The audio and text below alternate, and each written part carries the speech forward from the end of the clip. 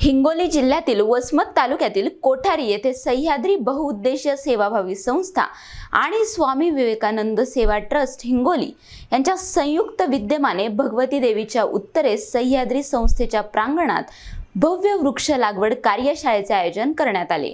पर्यावरण संवर्धनाचा संदेश देणाऱ्या या उपक्रमाला मान्यवरांची उपस्थिती लाभली। या कार्यशाळेचे आयोजन सह्याद्री बहुउद्देशीय सेवाभावी संस्था कोठारीचे अध्यक्ष बालाजी बाबूराव नरवाडे यांनी केले होते।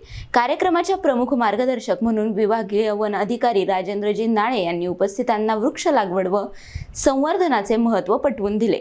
कार्यक्रमाचे उद्घाटन समता विकास मंडळ तुळजापूरच्या अध्यक्षा प्रभावती मार्डीकर यांच्या हस्ते झाले। कार्यक्रमाच्या अध्यक्षा म्हणून स्त्रीरोग तज्ञ डॉक्टर आशाताई संतोषराव बोंढारे यांनी अध्यक्षस्थान भूषविले। यावेळी प्रमुख पाहुणे म्हणून कस्तुराताई कारभारी, बाळासाहेब दाजीराव जाधव आणि व्यापारी लक्ष्मीकांत मुरक्या उपस्थित होते।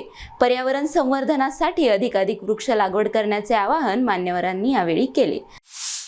सह्याद्री बहुउद्देशीय सेवाभावी संस्था आणि स्वामी विवेकानंद सेवा ट्रस्ट हिंगोली यांच्या संयुक्त विद्यमाने कोठारी येथील भगवती देवीच्या शिवारामध्ये हा वृक्ष लागवडीचा कार्यक्रम घेण्यात आलेला आहे। त्या निमित्ताने त्यांनी मला बोलवलं, त्यासाठी खूप खूप धन्यवाद। आणि मी सर्व वृक्षप्रेमींना, निसर्गप्रेमींना आणि आपल्या महिलांना असं आवाहन करते की प्रत्येकाने एक तरी झाड लावलं पाहिजे आणि फक्त लावून संपत नाही तर ते जगवलं आणि वाढवलं पाहिजे, आणि जेणेकरून आपला परिसर जो आहे त्यामध्ये खूप सारा ऑक्सिजन तयार होईल आणि जमिनीची धूप होणार नाही, पर्यावरणाचे संवर्धन होईल, पावसाचं प्रमाण वाढेल।